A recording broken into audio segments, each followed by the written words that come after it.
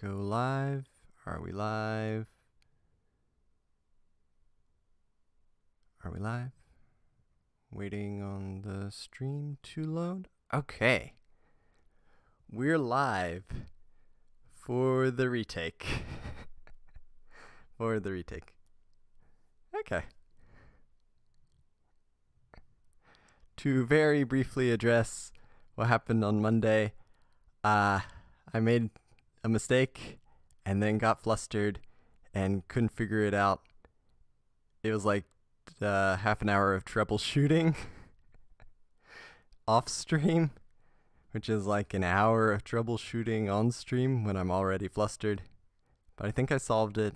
I have multiple image sequences and they're not all visible at the same time, so it should be a smoother transition. Tier lists are already made. They're in different tabs. I think... Oh, privacy. Oh, wait.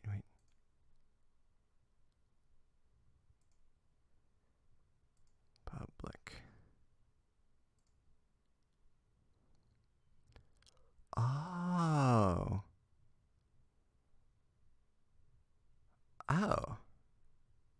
So you can stream privately?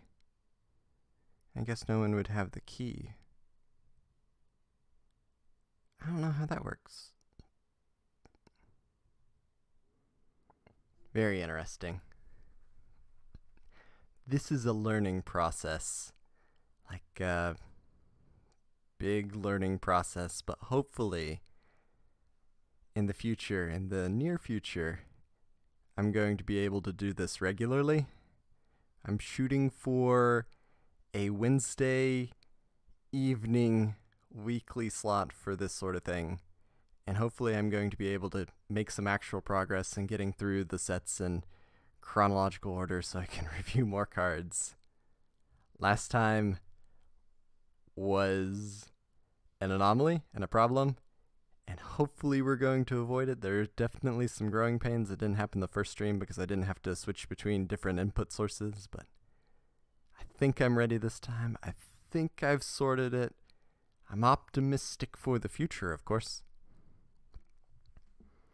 But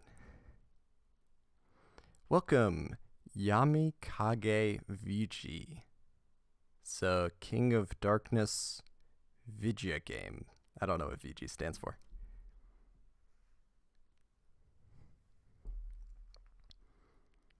It's gonna be a few minutes for people to filter in.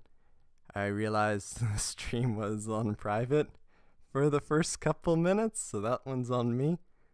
There's a lot of nuance, a lot of buttons to press, and I'm not hitting the right ones. But that's okay.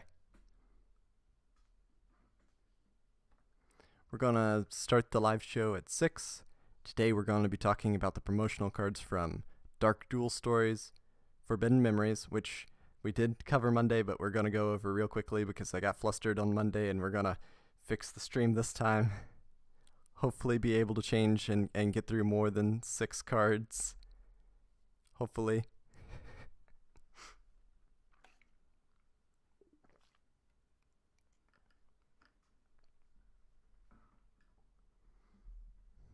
But hope everyone's doing well. I hope everyone's had a good day so far, or at least making the most of the day that they've been given. Because sometimes it can be a struggle, and you just try the best you can in the situation you are until you can improve it. Ah, yeah, brother. The day is finally here. I got some popcorn. I brought my mom and my wife and kids to see this. I told them they're going to be a whole stream rating junk Syncron. They're so excited. Okay, we're going to do it. Just for you. We're going to talk about junk Syncron. This card is great. I love the design. Synchro monsters are huge for the game. They really open it up. I love how the extra deck gets to be a toolbox and there's a whole bunch of unique situations. Just moving on into the 5Ds era is probably the biggest innovation of the game, and it is super exciting. And I love synchro monsters. Xyz monsters are great. Link monsters are cool. Pendulum monsters break the game from a balance and mechanics perspective, so we're going to ignore those, but let's talk about Junk Syncron, because I am rewarding persistence at the least. Okay, Junk Syncron is a Dark Attribute, level 3 Warrior Tuner monster. When this card is normal summoned, you can target one level 2 or lower monster in your graveyard. Special summon that target in defense position. But it has its effects negated. 1300 attack, 500 defense. This card is great for the game because it's pretty much a one card level 4 or level 5 synchro monster. And there's just so much fun stuff that you can do with it. You can make Armory Arm. One of the cool things that you can do is you can bring back a Nimble Momonga and make a Frozen Fitzgerald. I don't think you're supposed to do that because that's like a Dark Signer card and it messes with the lore. But and the monster's a warrior type for some reason. It looks like a machine. It looks so much like a machine, but it's a Rota target. This is not recommended, but one of the fun things that you could do when it was new, you could take Marauding Captain and then special summon Junk Syncron from your hand, and then you could go into a level 6 Synchro monster. Not the best, because you're probably better off playing Marauding Captain and then double summon and then Junk Syncron, and then you can make all sorts of big Synchro plays, but very good card. I love the design. It's been meta at several points, and great way to start the 5Ds era. So that's Junk Syncron, ahead of schedule. I hope you're happy for now. We'll have a lot more detail later in the game where it can play with some other cards, but right now, if it were in 2002, you'd be special summoning like Skull Servant and Firegrass, and there's no Synchro monsters yet, so it's pretty useless, and we're just gonna wait till 2008 for it. With that out of the way, we're going to actually talk about some 2002 cards. So my note says that Dark Duel Stories introduced Seiya Ryu, Acid Trapple, Salamandra, but also reprinted Blue Eyes White Dragon, Dark Magician, and just the head of Exodia. So we're going to fly through what we've already covered before, hopefully pretty quickly. So first card is Seiya Ryu. This card, I think might be worth considering in Holy Knights today. It's either in Gimmick or worth considering today. I don't know if you need to run this particular normal monster in the deck, since everything around it doesn't mention Seiya Ryu by name. I think they're all level 7 dragon type monsters that it references, so you could put it in normal or Gimmick or worth considering today, somewhere like that. Maybe filler outclassed. I don't know. I'll put it in Gimmick for now.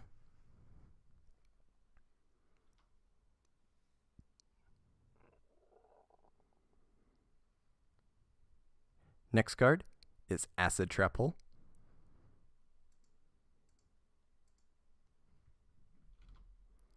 Which is a normal trap. Target one face-down defense position monster on the field, flip it face up, then destroy it if its defense is 2,000 or less, or return it face down if its defense is more than 2,000.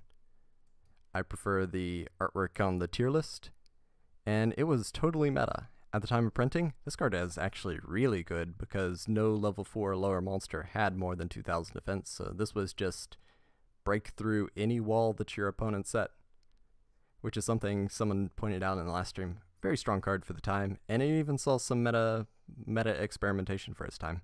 Most trap holes actually did. Next card, Salamandra. Normal equip card. Normal equip. Equip spell. Equip only to a fire monster. It gains 700 attack. Best equip spell in the game, so sort of good on release. I don't think it's actually good. I don't think it's worth considering because, you know, equip spells, it's easy to go 2 for 1 in your opponent's favor. But I think it's a decent option for the time. Maybe put it in filler outclassed.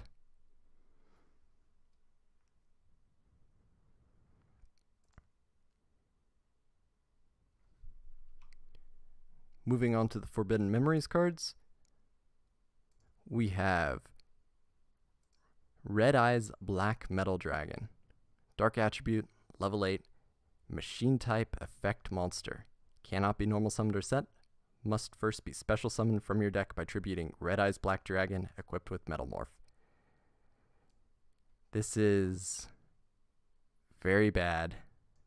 Like, not worth considering. It is so bad. Oh no, the tiers are the wrong colors this time. I didn't notice. Oh no.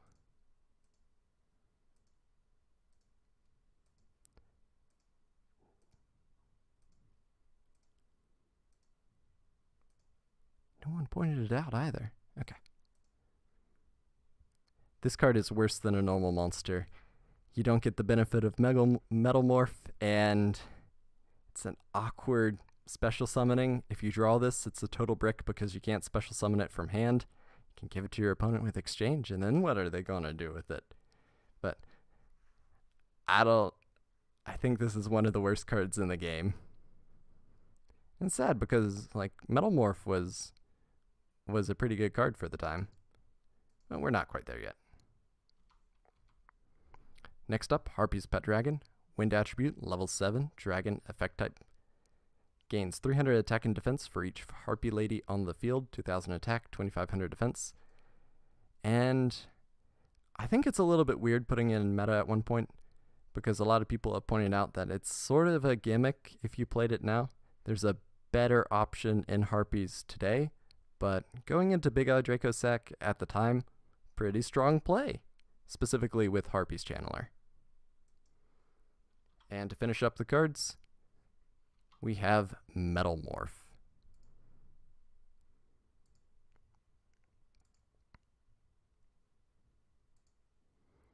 Normal trap, actually an equip trap in the manga. This is something that didn't quite make it into the real game, but normal traps that treat themselves as equip cards.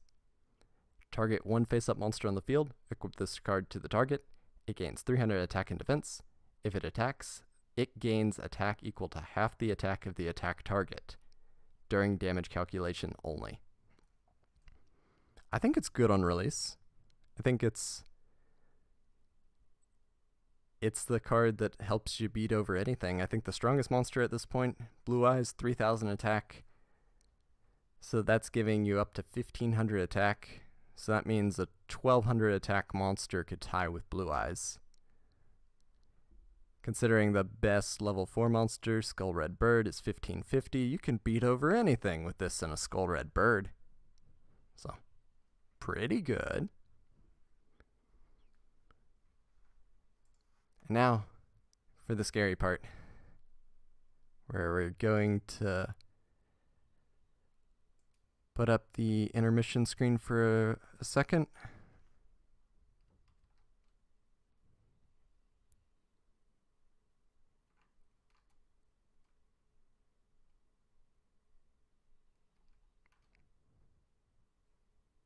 Uh-oh.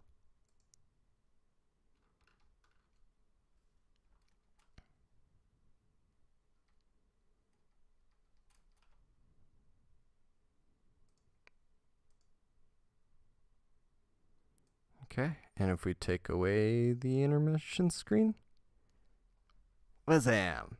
We got starter deck Yugi, which is what was supposed to happen last time, but there was a problem.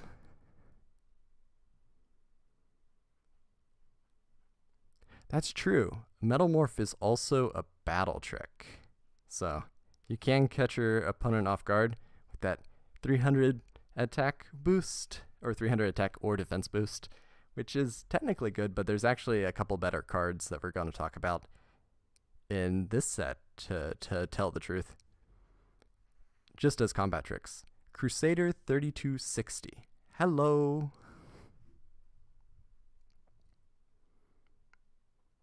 Okay.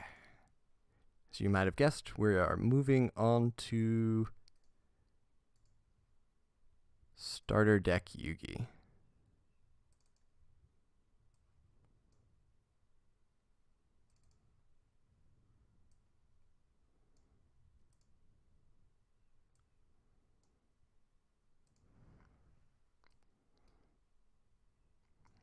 First card is Feral Imp. Dark attribute, level 4, Fiend, normal monster. I don't know when they put normal on the ability line. I don't know if they do it consistently. I like it though. A playful little fiend that lurks in the dark, waiting to attack an unwary enemy. 1300 attack, 1400 defense. Straight into normal tier. Oh no. Does it mess with your colors every time?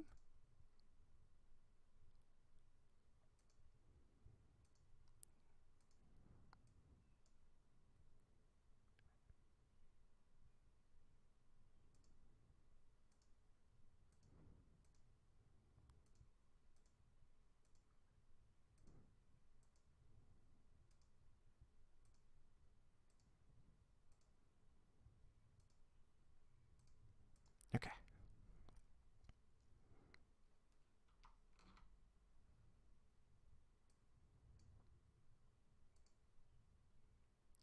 Next up, Winged Dragon, Guardian of the Fortress #1. Wind attribute, level 4, dragon type monster. A dragon commonly found guarding mountain fortresses. Its signature attack is a sweeping dive from out of the blue. Which makes sense. It's a blue dragon, can't see it coming. 1400 attack, 1200 defense. You know, that's not bad on release. I think it's filler though, to tell the truth. I mean, it's one of the best normal monsters at the time, so maybe it stays in normal tier, maybe it goes in filler. It's hard to say.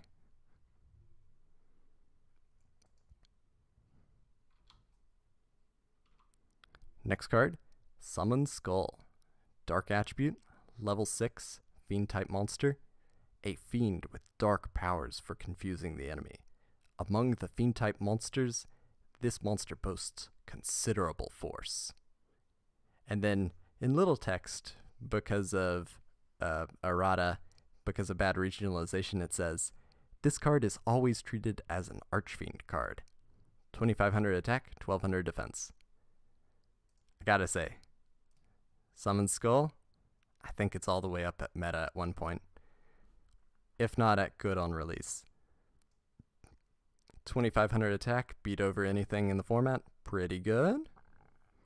1200 defense means that you can search it with Witch of the Black Forest later, but not for very long, because Witch is just such a strong tutor before the errata, before the effect changing errata between Witch and Sangan. Very strong. Personally, I like the artwork featured in the tier list over the artwork on the card, but there's been several Summon Skull artworks. The best probably is in the Banda game, where it's just all pink, which is fantastic in my opinion. Okay. Speaking of artwork, I have no idea what happened to Great White. So I found this artwork on the wiki, and it looks like something was wrong with the card, like they uploaded the wrong file. I don't know if this is an alternate artwork that was ever released somewhere, but I thought it was worth including just because it's so interesting. Water attribute, level 4, fish, normal monster. It's got guns, it's got big arms. Looks like a fish warrior. A giant white shark with razor sharp teeth. Because first thing you see when you look at the card isn't the like little fish tattoo. Oh, that's not a fish tattoo. That's a remora that's bonded to it, I guess. Or the giant arms or the blades coming out of its elbows. First thing you notice is those teeth. 1600 attack, 800 defense. It's the strongest monster in the game at this point. At level 4. Does that make it good on release? I guess.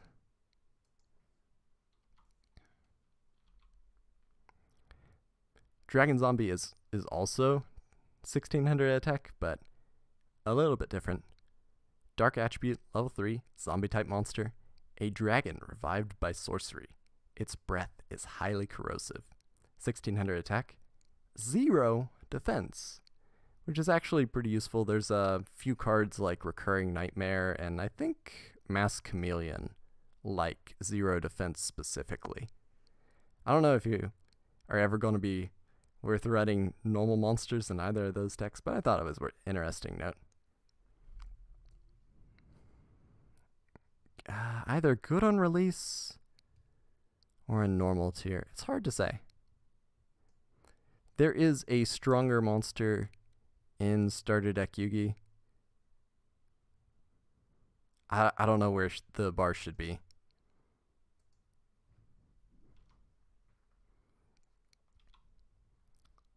It's definitely eclipsing Doma, the Angel of Silence, though. Dark Attribute, level 5, Fairy. This fairy rules over the end of existence. 1600 attack, 1400 defense. It's a level 5. It goes in like bad or very bad or normal. We'll put it in very bad for now. Because you can't special summon it from the deck with Mystic Tomato. Too many attack points.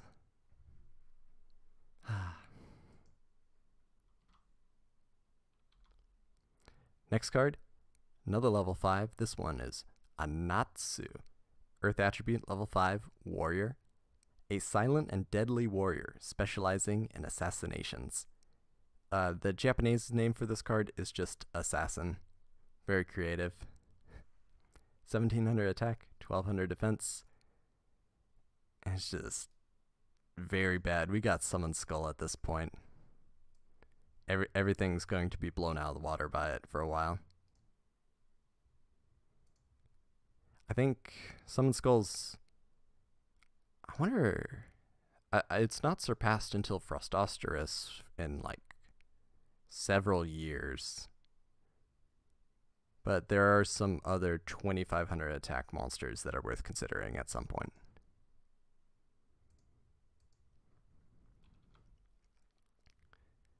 Next up is Claw Reacher. Dark Attribute, level 3, Fiend type monster. Stretching arms and razor-sharp claws make this monster a formidable opponent. 1000 attack, 800 defense. They sure do know how to build up every card. It goes into normal tier. Oh, I wish the descriptions weren't so cool on some of these cards because they're real exciting. At least for a lore perspective. Really like this card's artwork too. I love the purple and how it's tattered. Sort of reminds me of like Skull Servant's clothes. Maybe they're related. Maybe they don't know the same tailor. Of course, maybe purple's just a common color when we get to Mystic Clown. Dark Attribute, level 4, Fiend type monster. Nothing can stop the mad attack of this powerful creature. 1500 attack, 1000 defense. It's pretty outclassed in normal tier at this point.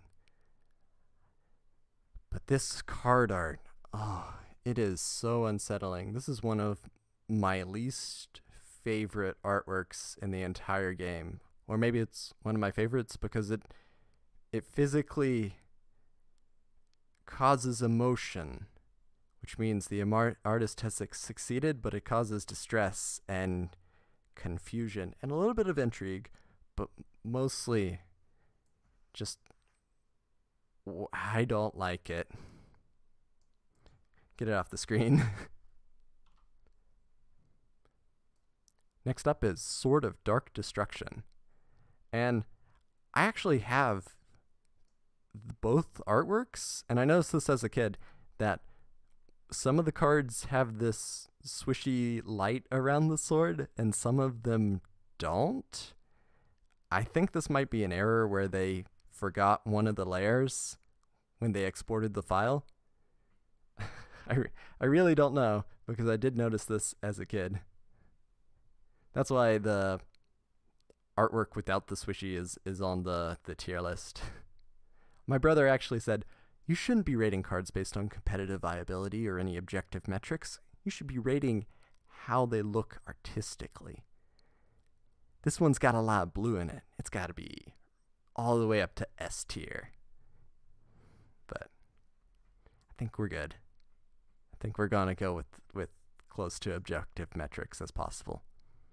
But what does it do? Equip spell. A dark monster equipped with this card increases its attack by 400 points and decreases its defense by 200 points. Just why? I don't understand this card. At least Salamandra gave you a lot of stats. Like, not an insignificant amount of stats. Really? Did the OCG get the swishy light? Both my copies are TCG versions, so... Is it a censorship thing? I think it's just a printing error more than anything on the alternate artworks. Card's bad. I have no idea why it actually removes some of your defense. It's... When Salamandra could just give you 700 attack, no questions asked. Well, I guess one question asked. Are you a fire monster? Because only fire monsters can wave around swords. Next up, Keto the Cure Master. Normal spell. Increase your life points by 1,000 points. I deliberately chose the TCG artwork because I think the OCG artwork is just horrendous. It's scary.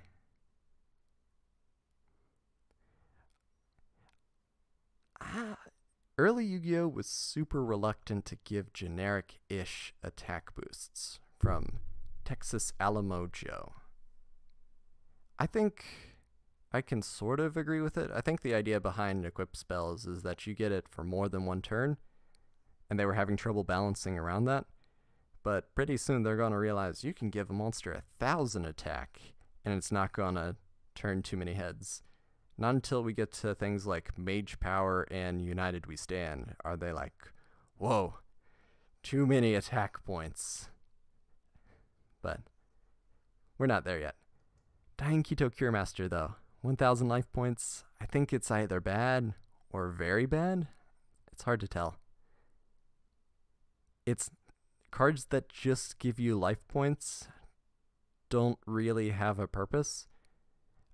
Eventually, we're going to get the Aromages that care about having more life points, and cards like Ancient Leaf, which is actually a pretty good card if you can get the condition fulfilled. But we are not there yet.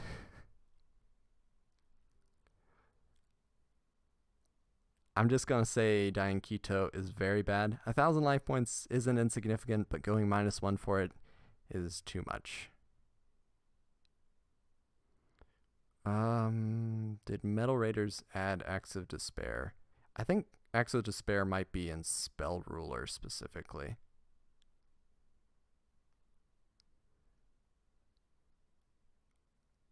Because I know Metal Raiders added Stim Pack, and I think Stim Pack was the best equipped spell at the time, which is a little funny to think about.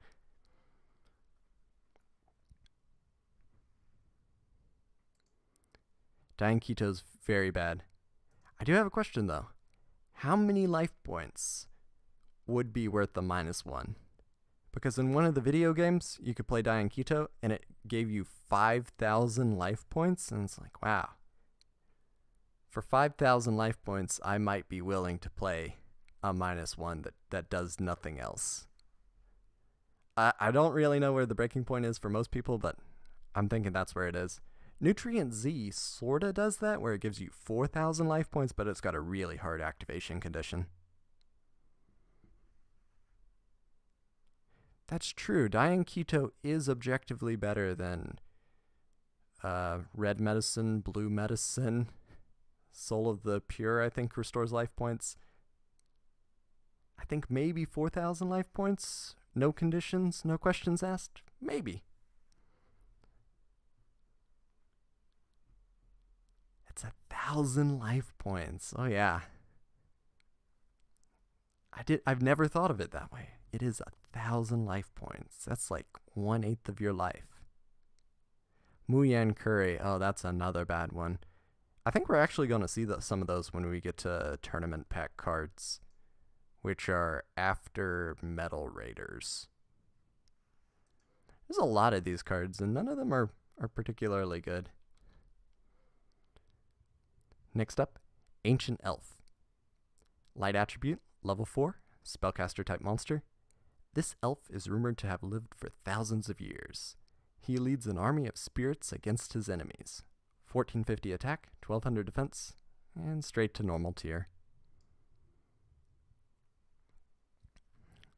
This card is fusion material for something, and I'm thinking about putting future fusion monsters in the gimmick tier. Sort of because it's already purple, but also because, yes, they were technically played in meta decks at one point, but not really serving a function. Cards like Dark Bolter the Terrible or Cyber Twin Dragon, which were also featured in extra decks and were metamorphosis targets, though, I'm going to say that those are genuinely meta because you could conceivably go into those cards in an actual game and not just for the memes.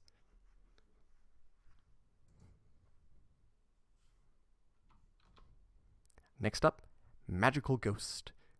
Dark attribute, level 4, zombie type monster. This creature casts a spell of terror and confusion just before attacking its enemies. 1300 attack, 1400 defense. Straight to normal tier. Immortal of the Crusader 3260. The Immortal of Thunder gives you 3,000 life points. Yeah, and it's like at no cost. There's no downside to running that card. Why don't you run 3 in every deck? If I have more life points, then I'm going to be able to last longer, and eventually I'm going to win.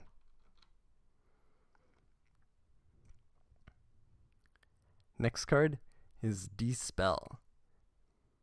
Normal spell, target one face-up spell or one set spell or trap on the field. Destroy that target if it is a spell. If the target is set, reveal it first. So, this card is Curse Breaker in the OCG. I like the Curse Breaker name better. I don't know if it goes all the way to good, or if it's just in filler outclassed. Remember, there's no Mystical Space Typhoon yet, so I think your only other spell removal in the entire game is Armed Ninja. So this is faster, less conditional, easier to use, potentially useful.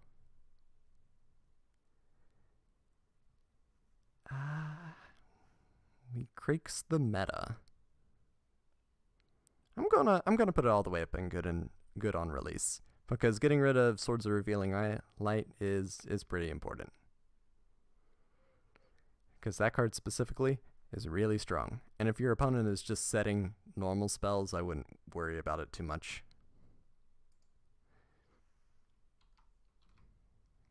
Next card, Reinforcements. Normal trap, target one monster on the field. It gains 500 attack until the end of this turn. Very simple effect. I'm gonna say filler outclassed. It's not bad. It is a combat trick. Just gotta push in for 500 points of damage or surprise your opponent. This card is not Rush Recklessly. This card is not Shrink, but it's not that bad either. Shrink and Rush Recklessly were legitimately meta cards. And it's part of the benefit. They're quick plays, so they're a turn faster. Put Reinforcement on good on release. I can see that.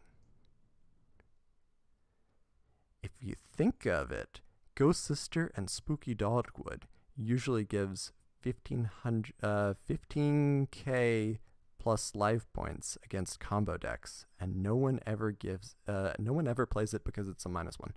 Well, I'm gonna read that one more time. Although, now that I think of it, Ghost Sister and Spooky Dogwood usually gives 15,000 life points against combo decks, and nobody ever plays it because it's a -1. Maybe it's apples to oranges. The game is so much faster now. But you're right, that is a lot of life points, and it just doesn't matter because it's not advancing your game state.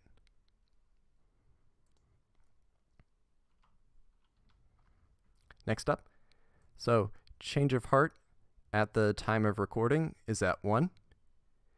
Caught me off guard because I forgot that it was moved off of the ban list. It is a normal spell, has the effect, target one monster your opponent controls, take control of it until the end phase. This card is really strong. Like, it targets, so not everything can be affected by it. And it's not a proactive turn 0 card like hand traps, but I still think it's in the realm of consideration, because like mind control is still a pretty good card, even with the nerf.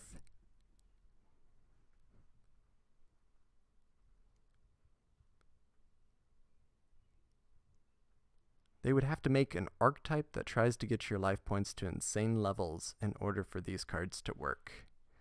I think Ancient Leaf, if you have 9,000 or more life points, you pay 2,000, you draw 2 cards. That's pretty good payoff for having a lot of life points. Some of the Era Mages have decent effects, but I don't see life point gain being useful anytime soon. Forced Negate alongside Lightning Storm, Raigeki, etc. Not insane, but still strong today. I think it's worth considering. I think that's a good position for it. It's crazy to think that it's off the list, otherwise it might be in design mistake territory, because this card feels bad to lose against. Change of Heart, Snatch Steal, trying to think, Brain Control, all of these cards feel real bad when you're in a great position. Oh, Monster Reborn too. When you're in a great position and then your opponent plays one card and they just steal it away from you, and it's a little sad.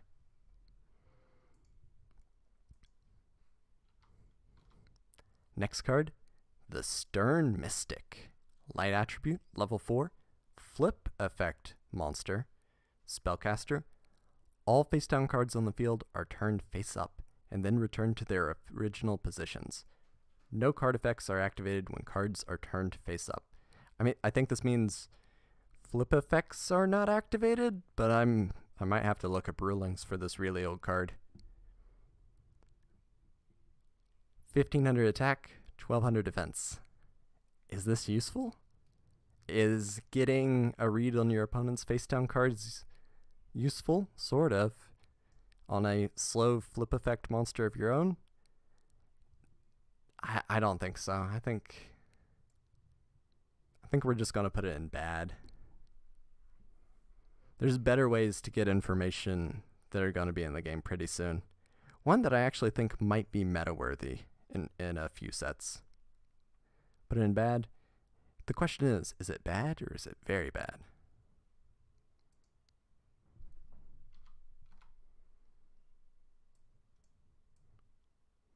Next up, Wall of Illusion.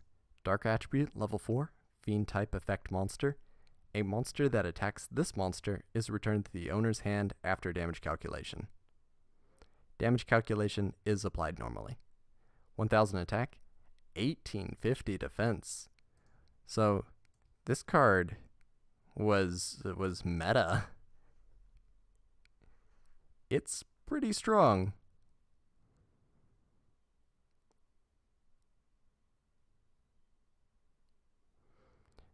That's true. The Stern Mystic is much worse than Maneater Bug. So I think that's fair.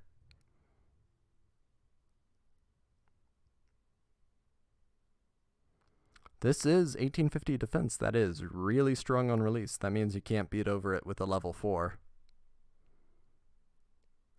It has actually had a little bit of meta play. Same thing with Gravekeeper's Guard.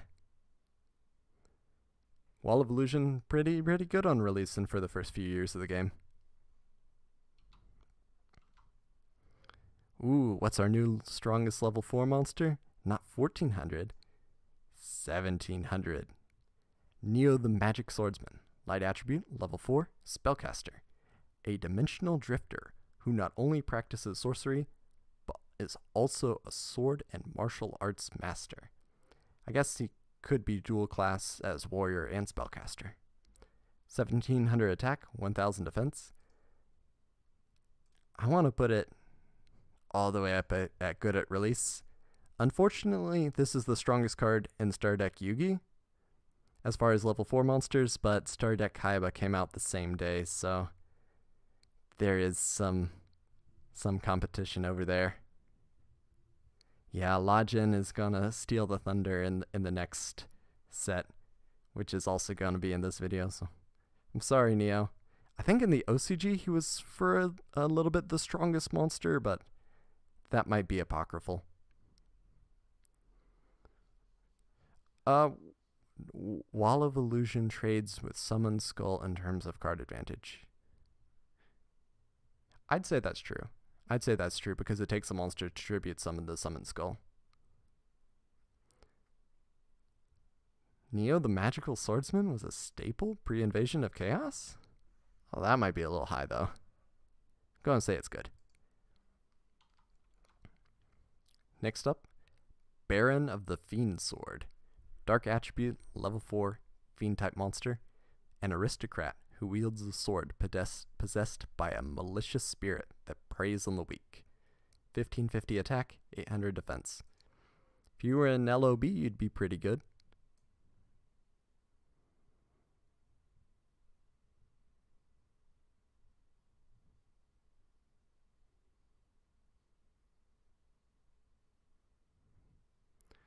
That's true, you can only play 3 copies of La Gen, so maybe Neo was worth considering. Gonna say this is in the normal monster tier. Not objective because these are slightly incomparable, but yeah. Next up, Manating Treasure Chest. Very cool artwork. I don't know why, but some of the artworks on the wiki have the color palette messed with, and sometimes the saturation is turned up, and sometimes I like it better, so I use the weird color balance sometimes. Dark attribute, level 4, Fiend type monster. A monster disguised as a treasure chest that is known to attack the unwary adventurer. 1600 attack, 1000 defense. I think we're going to move the 1600 attack monsters to filler outclassed. Because it's better than most normal monsters at the time, but it's still not good.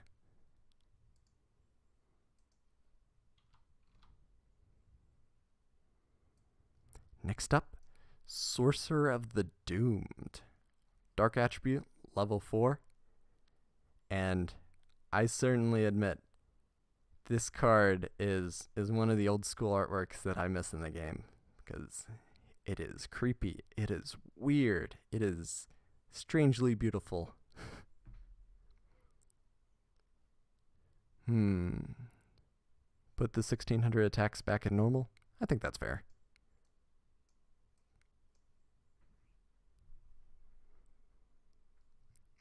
Dark attribute, level 4, Spellcaster. A slave to the dark arts. This sorcerer is a master of life-extinguishing spells. 1450 attack, 1200 defense. Straight in normal tier. But look at the skulls. I love the blue one on its shoulder and the green one next to its face. Those are just such great expressions. Beautiful artwork. I wish, like in Magic cards, there is a signature of the artist on every card, because I would love to say, hey, you did a great job to the actual person.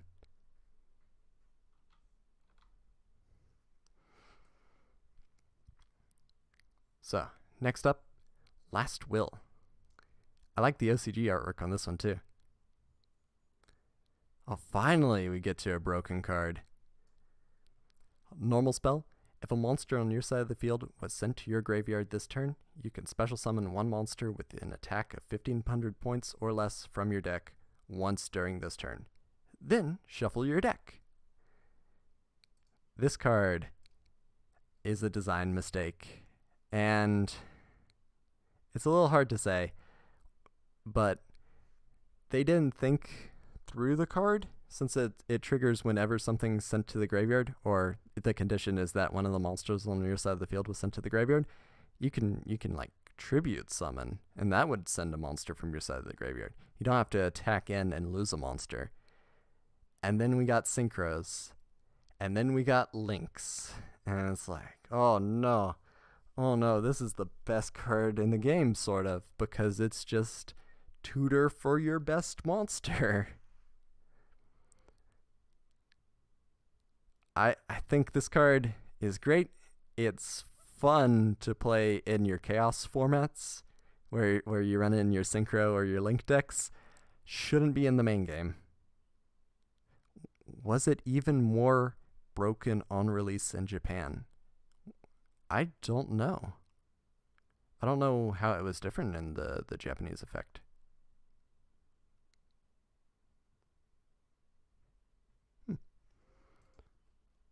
I'll look into that later.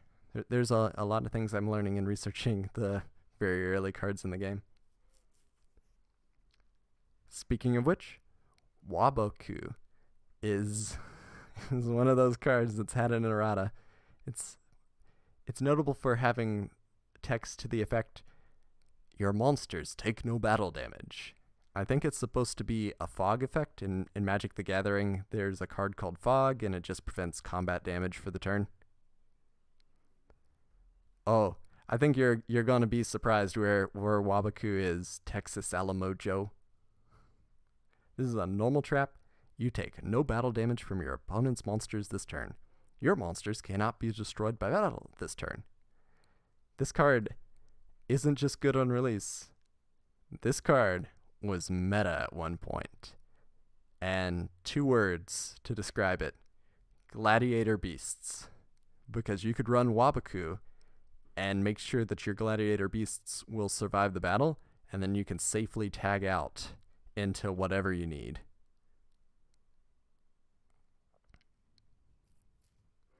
Exodia, Sangan, Last Will combo. I mean, those cards do go together. Is there a very easy FTK that you can do with Exodia, Sangan, and Last Will specifically? Oh, I agree. Waboku is not interactive. I think Waboku, Swift Scarecrow, Thunder of Ruler, Threatening Roar, Battle Fader, all of these cards that have the effect of just stalling 1 day of peace, I don't think they're great for the game. Negate attack, there's a whole bunch of retrains of the same card or the same general idea, and it just comes together and makes awful stall decks. Oh, Mystic Mine. Mystic Mine's bad for other reasons, but playing them together, even worse. Check out Maniac's channel video for more history on the game before the English release. I will. I'm sure there's a combo with Exodia and Last Will. I just don't know it off the top of my head.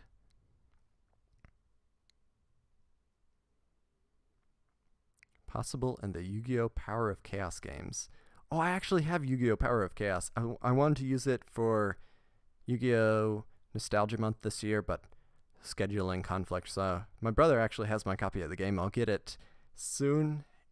Don't know what I'm going to do with it, but I'm excited because I want to talk about the game. Next up, Soul Exchange. Normal spell. Target 1 monster your opponent controls. This turn, if you tribute a monster, you must tribute that monster, as if you controlled it. You cannot conduct your battle phase the turn you activate this card. This card's had several errata, so I think at one point you could just tribute your opponent's monsters for no effect. Soul Exchange worse than Change of Heart. Yeah, I'd say that's fair, that Soul Exchange is worse than Change of Heart in most circumstances.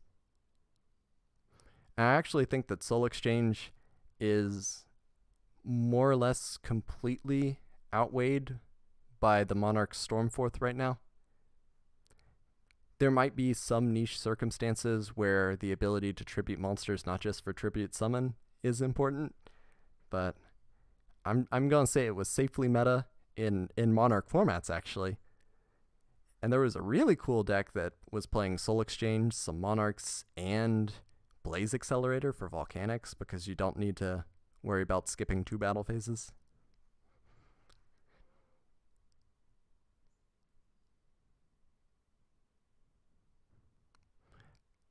I agree. I think if Change of Heart and Soul Exchange are legal at the same time, you always play Change of Heart.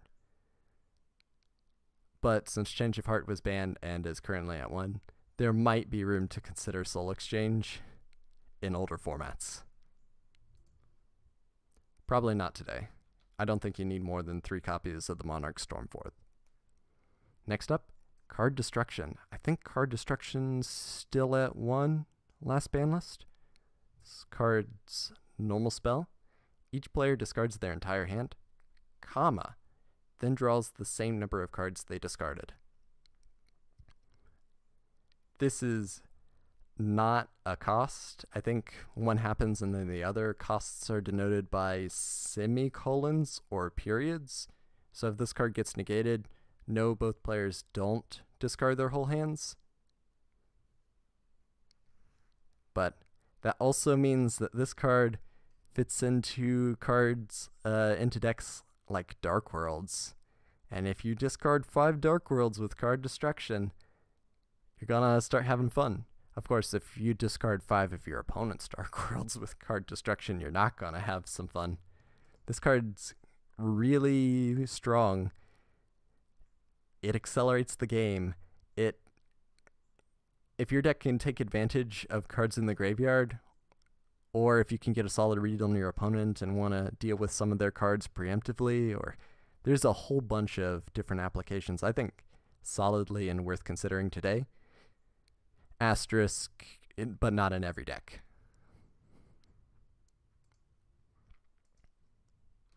We're getting into the fun cards. Like half the game at this point is normal monsters and bad equip cards, underwhelming spells, but some of these are fun. Ooh, is Card Destruction a design mistake? That's a question. It has a lot of initiative. It's a normal spell. It is a -1, sort of. I can see it being all the way to design mistake.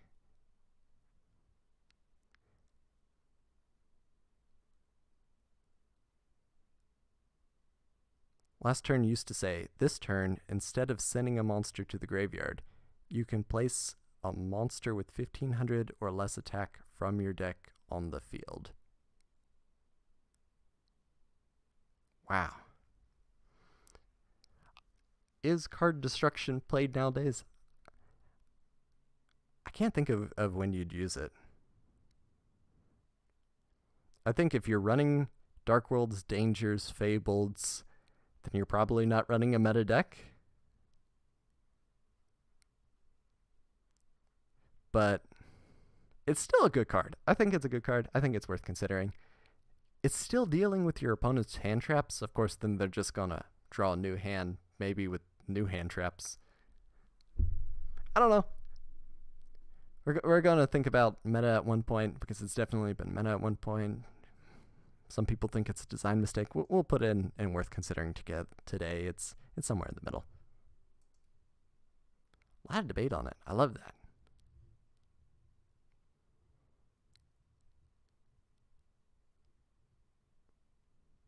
That's true.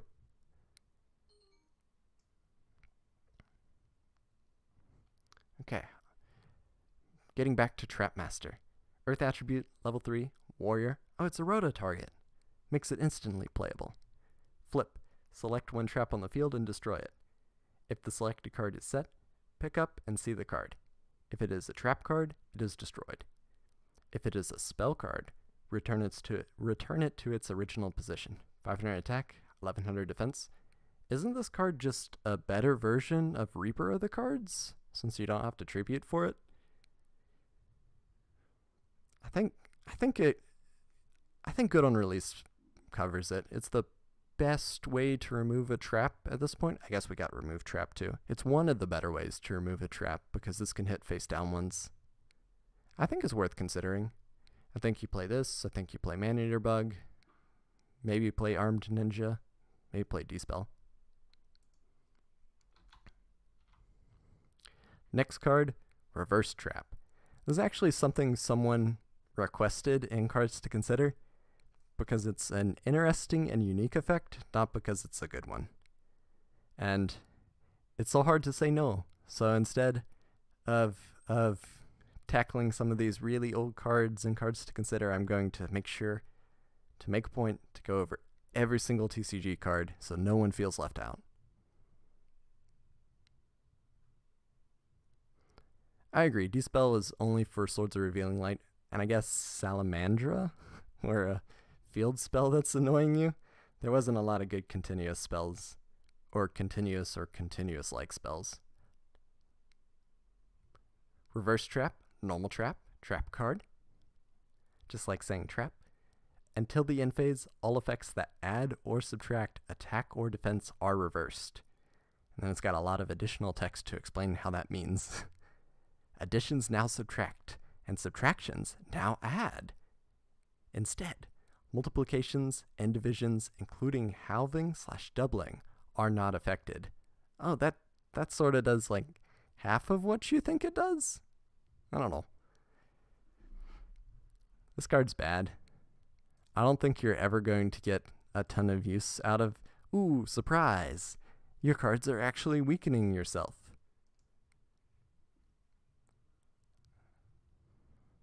I mean, you could play Reverse Trap, or you could just play Reinforcements, and Reinforcements isn't great, but at least it does something proactively. This card is not Shrink. This card is so much worse than Shrink. Next up, Remove Trap, Normal Spell. Select one face-up trap card on the field and destroy it. So what are you even hitting with Remove Trap on this point? I guess you're hitting Dragging Capture Jar? Is that the only one that you're hitting right now? Oh no, you can't chain Reverse Trap to Access Code's effect.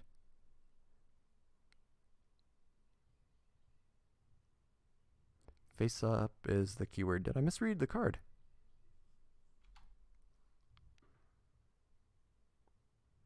Oh, face up is the keyword on Trap Remover. I'm going to just say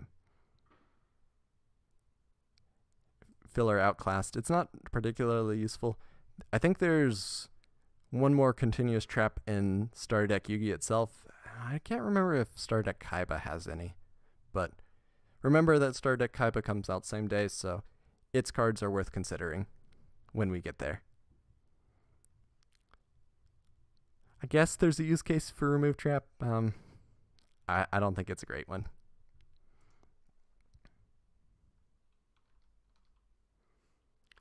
Next up, Castle Walls. Normal Trap.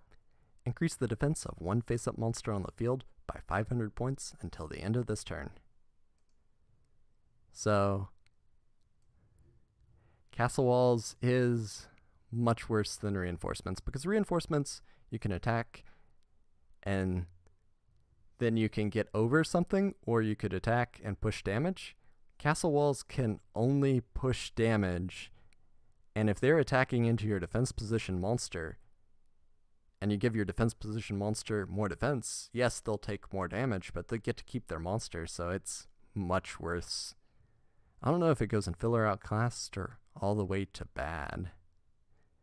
And I guess if you're super cheeky, then you can go like Castle Walls on your monster, and then I'll Reverse Trap to make your monster lose 500 defense points. But I don't know, either bad or very bad. Last card in the set is Ultimate Offering. Ultimate Offering. I just want to say, I love the TCG artwork. This is a continuous trap. During your main phase or your opponent's battle phase, you can pay 500 life points, normal summon, or set one extra monster. Not a once per turn effect. So you can keep paying the life points over and over and over again. Ooh, it's a design mistake. Ooh, that's an interesting question. The card's banned, and it's probably not coming off the ban list anytime soon, so easy categorization is a design mistake.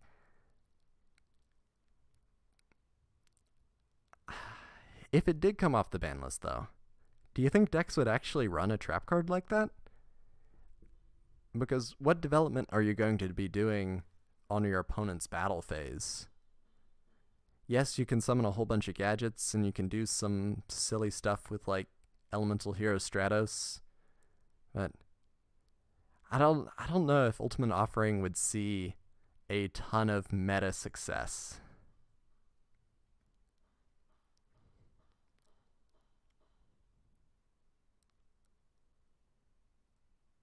Were there any other defense increase cards in addition to Castle Walls? Well, there were those terrible equip cards in Legend of Blue Eyes, but I can't think of anything outside of that. I guess the field spells, some of them gave you defense. Ultimate Offering is interesting. I agree it's interesting. Design mistake. Absolutely a design mistake.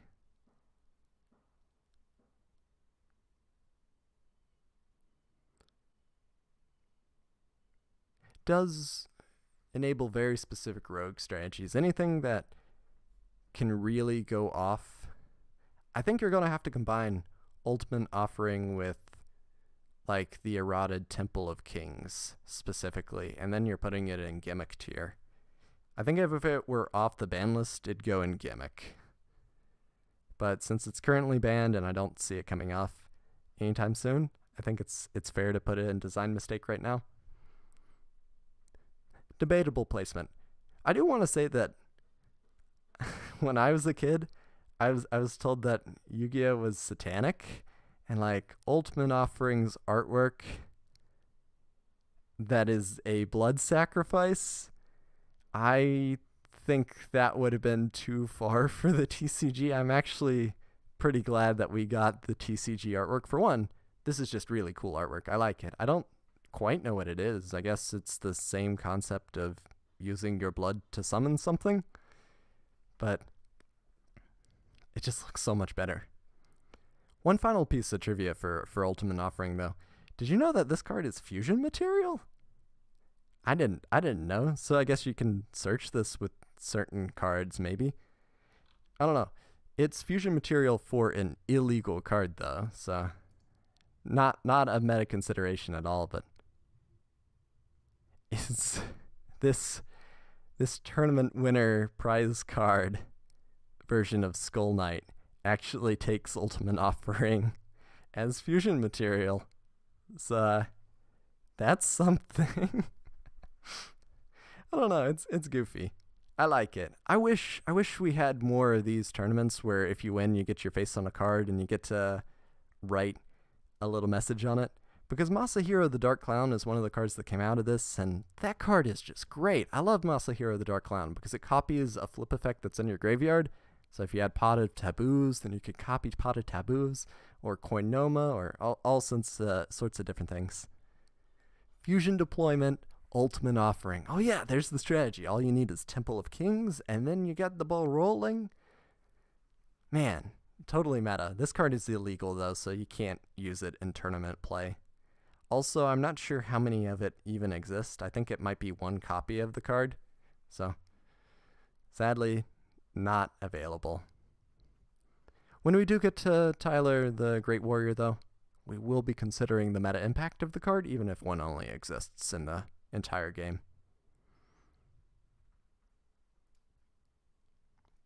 Okay. Back to the intermission screen. As I quickly transition to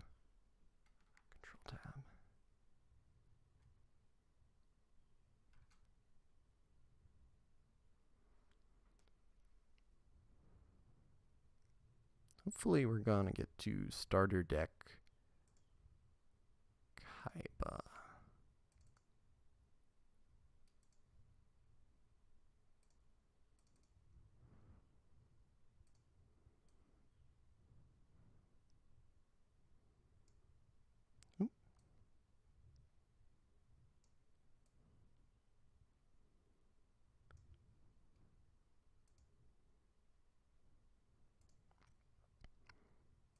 Okay.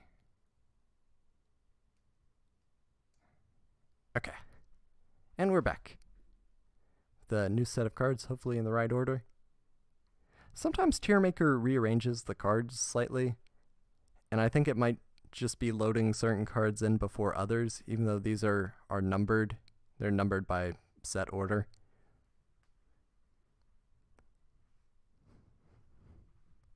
But moving on to Ryu Kishin. Oh, you think that's the Kishin from Soul Eater? Like the demon that they're hunting in Soul Eater? That'd be cool. Dark Attribute, level 3, Fiend type monster. A very elusive creature that looks like a harmless statue until it attacks. 1000 attack, 500 defense. This card is a gargoyle, by the way, if you haven't noticed.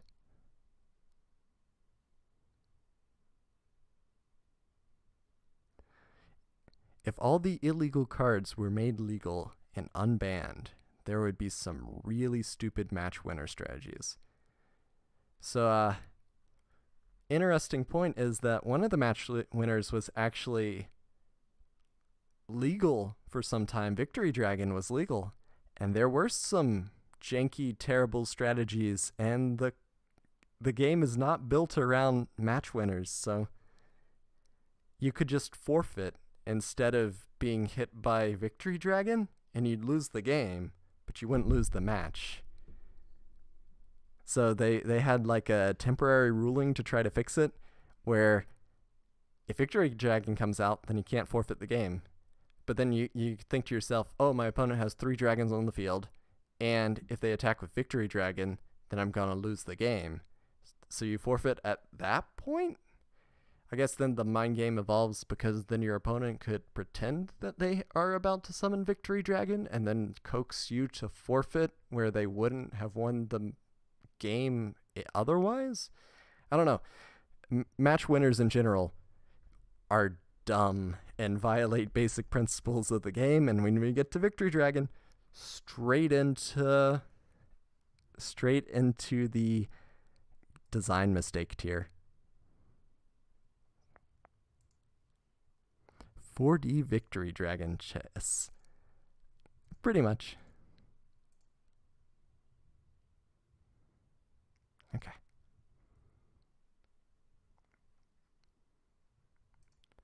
Well, I guess design mistake is supposed to be pink. Okay.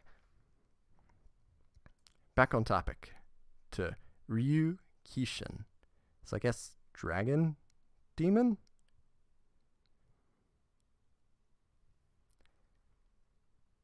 $1,000 attack, 500 defense, straight into normal tier. Not useful. Oh, wait. This guy's a tour guide target. Still not useful, though.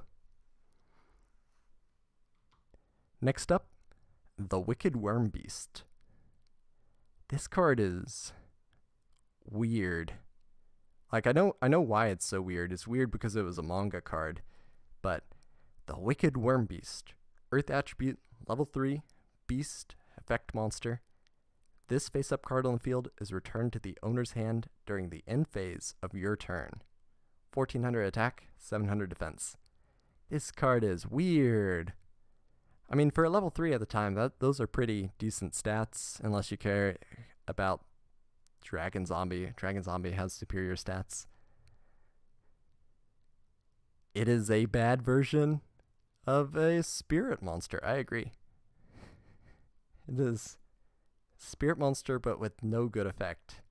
I mean, if you gave this thing like 1900 attack, it'd be a proto version of Susa Soldier, and can't say that, and it wouldn't be great, but it would be at least playable for the time.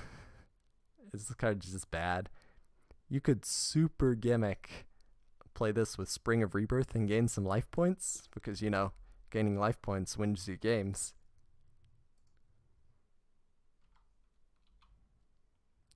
Ooh, you can actually play it with creature swap, though. That is a fair use for it, because it'd come back to your hand.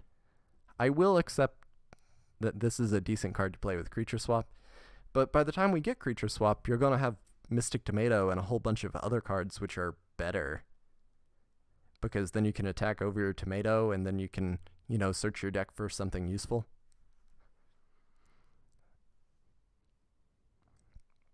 Next card, Battle Ox. Earth Attribute, level 4, Beast Warrior. A monster with tremendous power. It destroys enemies with a swing of its axe. 1700 attack, 1000 defense.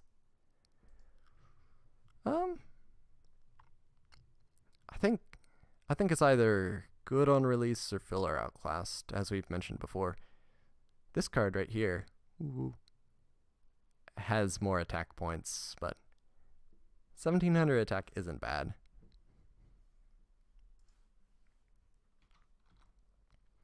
Next, Komori Dragon.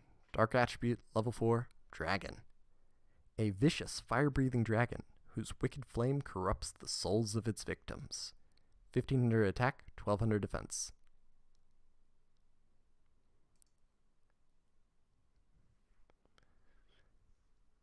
Slightly off in the list, though. I'm gonna put it in normal monsters. If it were in Legend of Blue Eyes specifically, it might be a little higher. They were played, so they're more than filler. I'm gonna keep them in good on release, because they're definitely not filler. Maybe filler. I don't know. Komori Dragon, definitely filler. Next up, Judge Man. Earth Attribute, level 6, Warrior, normal monster. This club-wielding warrior battles to the end and will never surrender. 2200 attack, 1500 defense. Well, Yugi got the better end of that deal with the Summon Skull. Judge Man's not great. Next up, Rogue Doll. Light Attribute, level 4, Spellcaster. Quite a lot of Spellcasters in the early sets. A deadly doll gifted with magical power. It is particularly powerful when attacking against dark forces. I wish this card had an effect to reflect that. Like, this card gains 500 attack points when it attacks a dark monster. Then it would be actually pretty good. 1600 attack, 1000 defense. I think it's fair to put it in the normal monsters. Maybe top of normal monsters. Clawy F or Clawwith?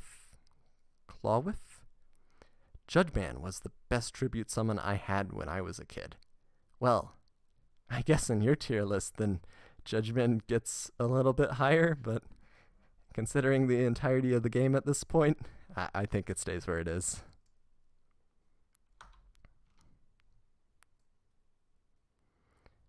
Next is Kogi Koshi. Earth Attribute, level 4, Warrior. A manhunter with powerful arms that can crush boulders. 1500 attack, 1200 defense. It's so weird. Its effect text, its rules text, its flavor text even, says Manhunter, but the Japanese name for this card is Demon Hunter. So, like, they double censored the name. I don't know. Pretty bad. It does look like a general trend that Kaiba might have stronger normal monsters than Yugi. But so far Yugi's got an ultimate offering, so poor consolation, Kaiba.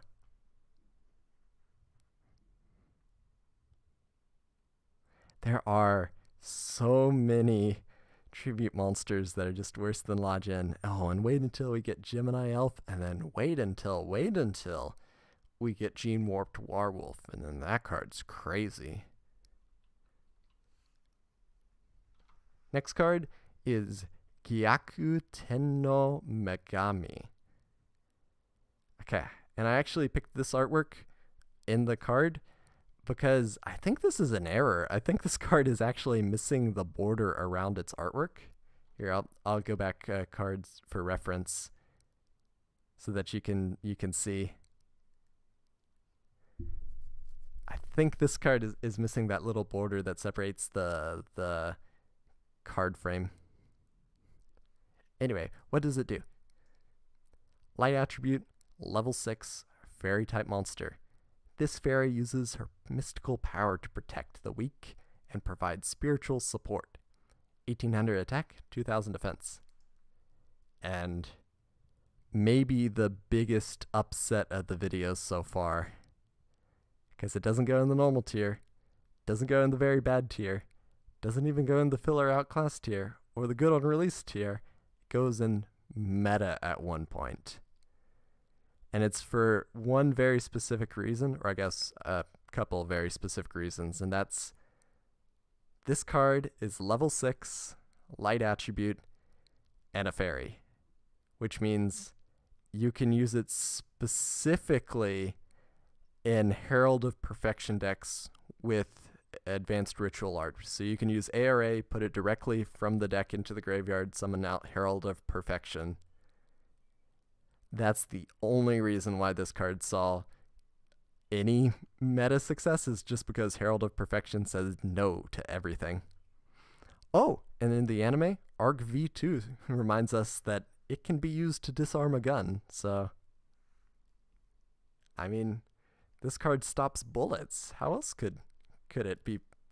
It's got to be meta at one point.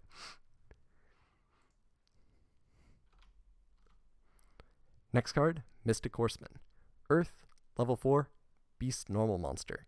Half man and half horse. This monster is known for its extreme speed. 1300 attack, 1550 defense. This is a fusion material for rabid horsemen, but we're not going to consider that. Claw says, I think the card was romanticized wrong. Oh, romanized wrong. I think I'm romanticizing things now. It should be Gyakuten no Megami. Okay, so no is a particle denoting possession, or in this case it is saying that Megami is a adjectival modifier to Gyakuten, I think. Need to definitely work on Japanese. Because I was not prepared for this. Goddess of Gyakuten. That makes sense. Should definitely lobby to bring imported cheese on the stream, because one of the things I think would be really cool is just talk about some of the things that are lost in translation in the game, but I don't have enough knowledge on the Japanese language to properly do it at this point.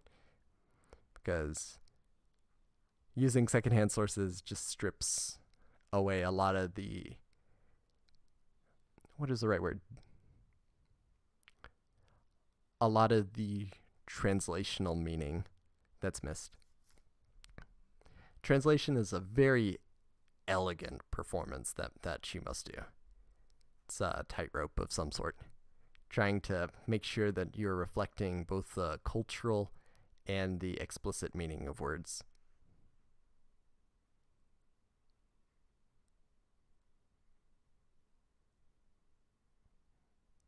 Stopping the hammer with a card, with an actual card and gun, and it hurt me spiritually. Oh no, that is sad. Nuance. Yeah, I agree. Nuance is what's thrown away in localization for sure. Some of it I understand. Like, you need to tone down some of the religious things. But we'll get to a card pretty soon that I'm going to go on a whole tangent, because it is so interesting what they did in the artwork when they converted it to the TCG. But we'll get there when we get there. I think someone in the audience might already know the card. Okay. Next up, Dark Titan of Terror, which is right here. Dark attribute, level 4, Fiend type monster. A fiend said to dwell in the world of dreams. It attacks enemies in their sleep. 1300 attack, 1100 defense. Artwork's pretty cool, to tell the truth. Sort of looks like a prototype of Melkid the Four-Faced Beast. And Forearms from Ben 10. I don't know. If this was an art tier list, it'd be higher. But right now, it honestly has no function. Next up, Dark Assassin. Level 4, zombie type monster. Dark attribute. Armed with the Psycho Sword, this sinister assassin rules the Badland. Hey, is that a reference to Wasteland because Wasteland powers up zombies? I don't know, that'd be cool if it were. 1200 attack, 1200 defense. It'd be even cooler if this card had like Dark Sword of Destruction in its artwork. Then we could call that the Psycho Sword, or maybe make Psycho Sword its own card, but right now it's just okay. Next up, Master and Expert. With that special character that makes it difficult for some categorization softwares to handle, because it's got the ampersand in the name. Earth attribute, level 4, Beast type monster. A deadly duo consisting of a Beastmaster and its loyal servant. 1200 attack, 1000 defense. Cool artwork. Straight to normal tier.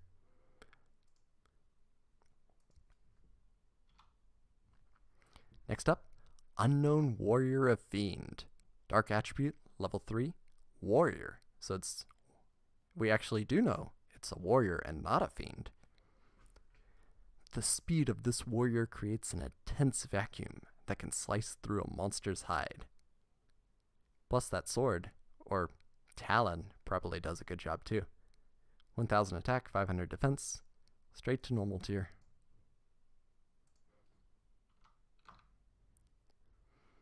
Ogre of the Black Shadow. Earth attribute, level 4, Beast Warrior, an ogre possessed by the powers of the dark. Few can withstand its rapid charge. 1200 attack, 1400 defense. We'll get through the mass normal monster sets pretty soon, but I want to be thorough.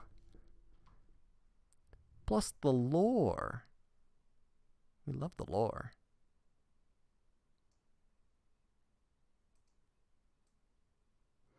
Next up, Invigoration. Equip spell. An earth monster equipped with this card increases its attack by 400 points and decreases its defense by 200 points. Hey, this card is a retrain of Sword of Dark Destruction. I think I said that card was filler outclassed or bad. I think this might actually be a full attribute cycle where every attribute got one. I'd have to look into that. I don't remember off the top of my head.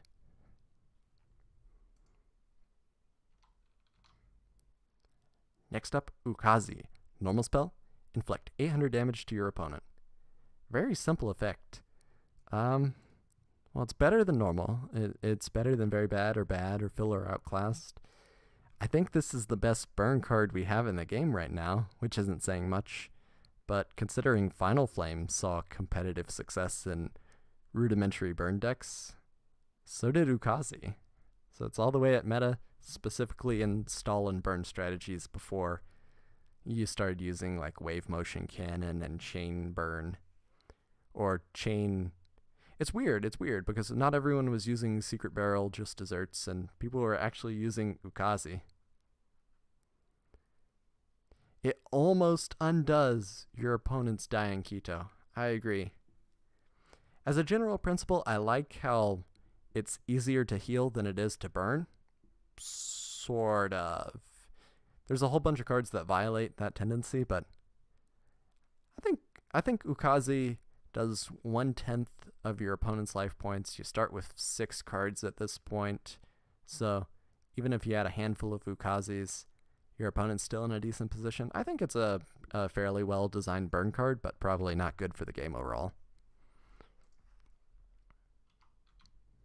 Next up, Ryukishin Powered. So this is the upgrade. Dark Attribute, level 4. Oh, it's gained a level.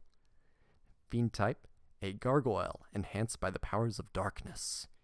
Very sharp talons, make it a worthy opponent. 1600 attack, 1200 defense. We're getting lore, we're getting stories contained within the whole set. I'm going to put it in filler outclassed of the other 1600 attack monsters, but the lore! I think it's actually talking about the powers of darkness, referring to like Kozaki and the magical scientist and all the technology of the dark world enhancing things. And we get to giant Kozaki eventually, but we're getting the small rumbles.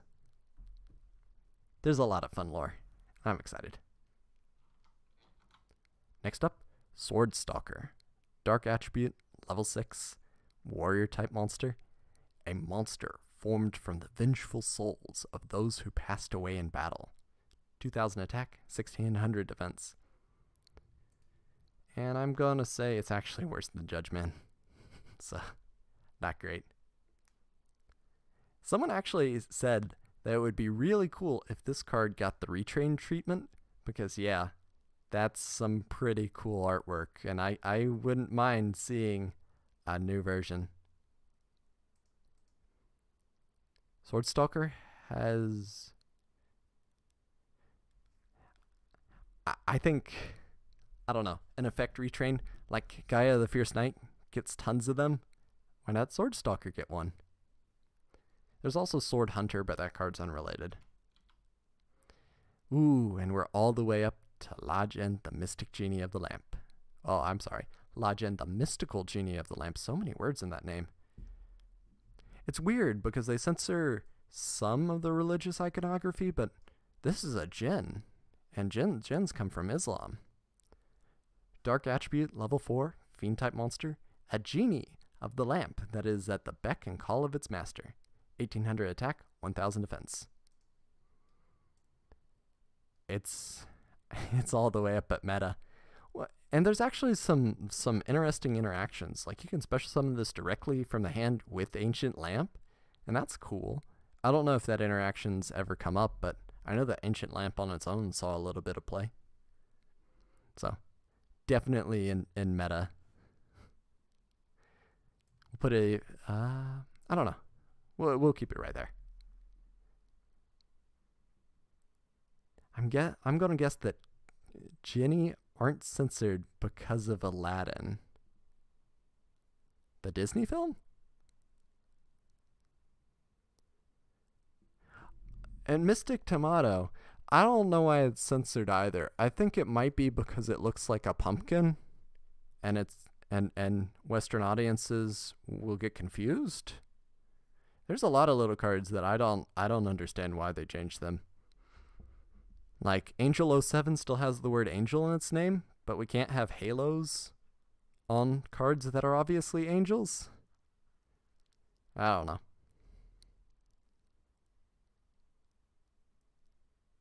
It comes up in Power of Chaos sometimes. Kaga uses both cards a lot. Oh. I don't know if Power of Chaos is a good indication of viability, but good call to note. I'm surprised Power of Chaos seems pretty popular, it seems. I think there's a big demand for retro or old school Yu-Gi-Oh! Next up, Rude Kaiser. Earth Attribute, level 5, Beast Warrior. I think Kaiba's deck is like all Beast Warriors and Fiends. I always thought of him more as a dragon kind of guy, and I know there's a Blue Eyes. I'm not talking about reprints in this video, but seems a little weird.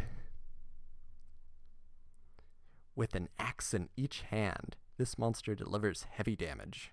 I wouldn't say they're in each hand. It's more like wrist blades, where if you really wanted to do more damage, you could equip 2 axes of despair, and then you'd have 4 axes. And you'd have 3,800 attack points instead of your measly 1,800, which is outclassed by La Jin, who doesn't take a tribute. 1,600 defense. You're the worst level 5 monster so far, or the worst tribute monster so far in Kaiba's deck. Next up, Destroyer Golem. Earth attribute, level 4, rock normal monster.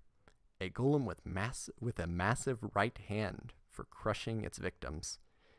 Maybe it's just a perspective, but it looks like the right hand and the left hand are the same size. I don't know. 1500 attack, 1000 defense. Pretty comfortably in the normal tier.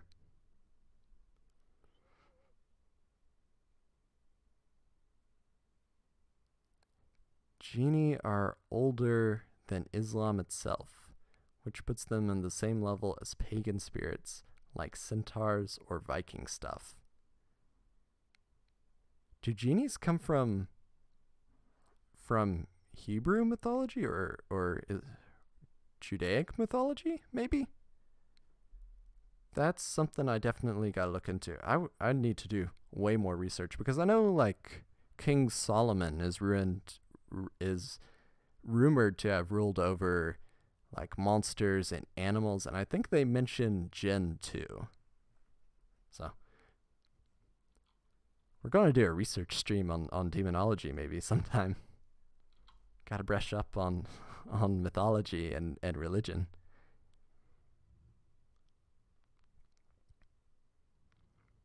Next up, D human.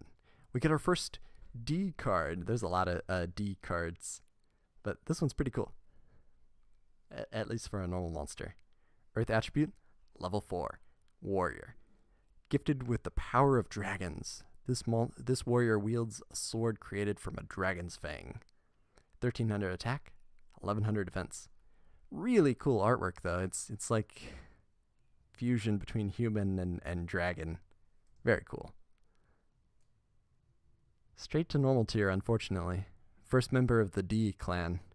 He's got the initial D, which means he has the destiny to change the world. Either that or D stands for dragon, because Kaiba likes dragons.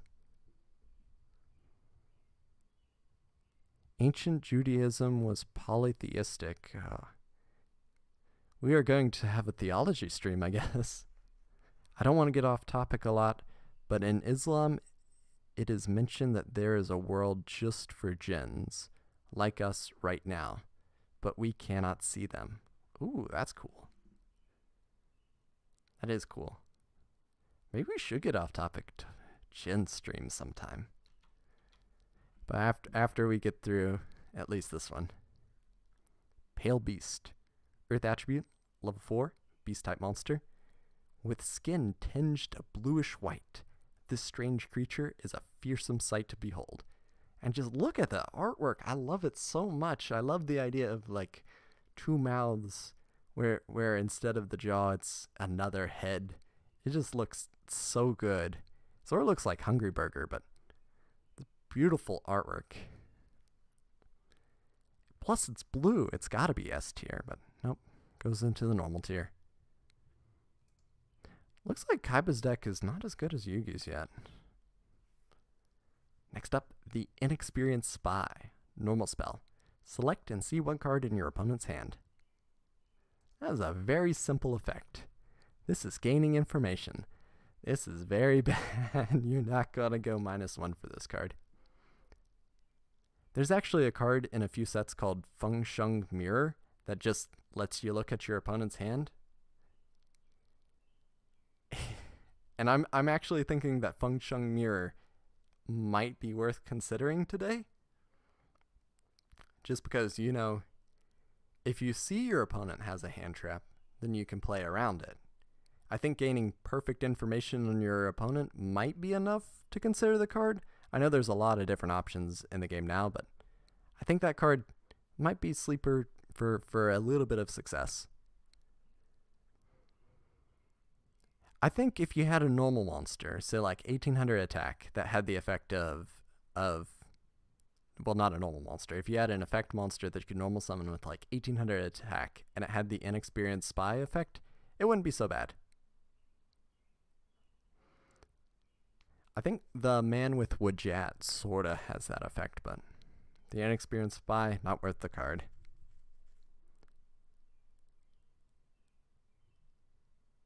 You can use Drag Down to the Grave. That is a very good option. Even Exchange. saw some meta success, and we're going to get to exchange. Like, I think exchange is after Tournament Pack 1. It was released as a video game promo. I can't believe exchange saw success, so it's crazy. Next up, Ancient Telescope. This is actually the card that I mixed up with Pigeonholing Book of Spell, which is now Spellbook Organization. It's a normal spell. See the top 5 cards of your opponent's deck. Return the cards to the deck in the same order. This is information. Oh, it's 5 times the amount of information that you get from the inexperienced spy, but what happens if they shuffle the deck? Or like anything else? I mean, yeah, you can plan around it, but it's just really bad.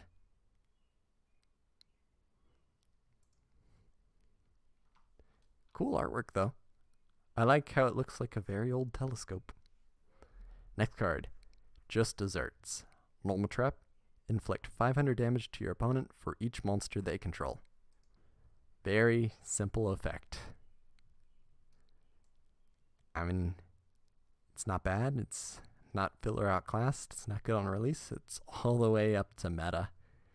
This is a chain burn staple. And arguably the card's gotten better as the game's gotten faster, because that means that you can do more damage with it. Not good for the health of the game, but I actually think it's the best card we've seen so far, so top of meta at one point. Even if you're playing Chain Burn today, it's worth considering.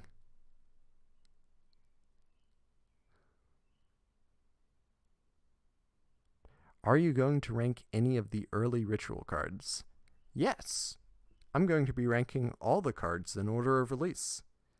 So, I think Spell Ruler introduces ritual cards. Either that or the tournament pack introduces ritual cards with the Skull Guardian and Novo's Prayer, I think, is the ritual for Skull Guardian. Oh, and Dekuro Rider, because everyone loves that card, and Crab Turtle. We'll be getting there. Just as a point of reference, though, they're not great. It's going to be a while before we get to the first truly powerful ritual card, and I'd say probably Demise, or no, I'd say Relinquish is probably the first really good ritual card. Next up, Lord of D. We had D Human, now we have Lord of D. Dark Attribute, level 4, Spellcaster, Effect Monster. Dragon-type monsters on the field cannot be targeted by card effects. 1200 attack, 1100 defense. I think this card only gets up to good on release. And it's not that the effect is bad.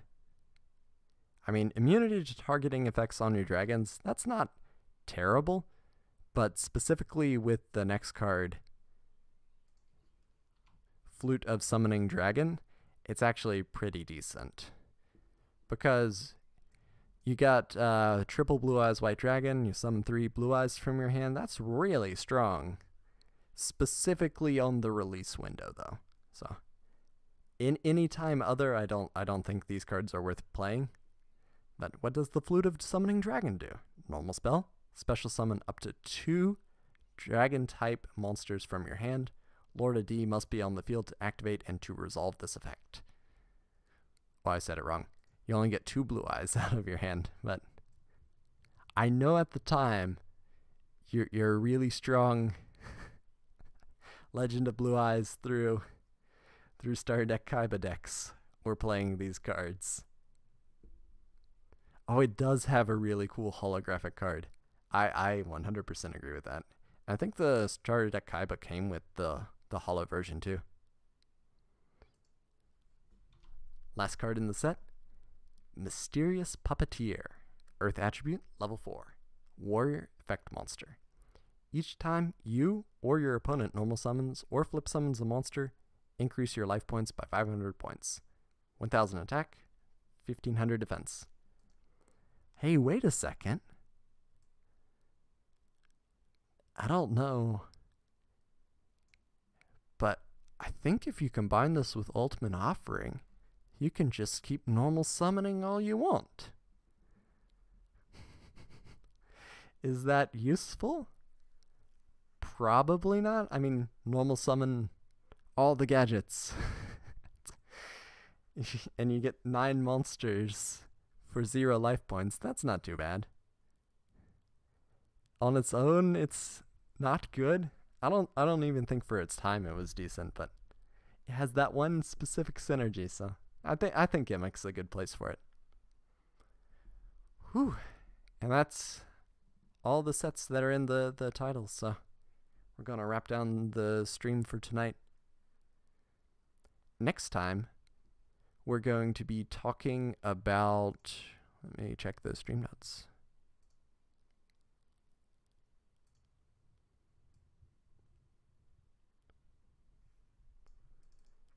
Next time, we're hopefully going to be going over the entire Metal Raiders set and then Tournament Pack 1. So that's like 150 cards or something. Some of the cards in Metal Raiders are actually reprints from Star Deck Kaiba and Star Deck Yugi. So we're not going to be covering those, but everything else in Metal Raiders. And there are actually a pretty good distribution of cards in Metal Raiders. I like how most of the sets that we've had so far have had like 1 or 2 cards in pretty much every category. I guess none of the cards in specifically Star Deck Kaiba made it up to design mistake, but pretty cool distribution overall.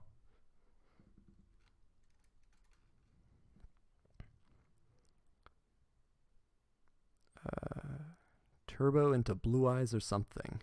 That would be a crazy board. I agree with that. Just, you can summon a whole bunch of monsters, but if you're tribute summoning with Ultimate Offering... Oh, are we confused? Oh, no.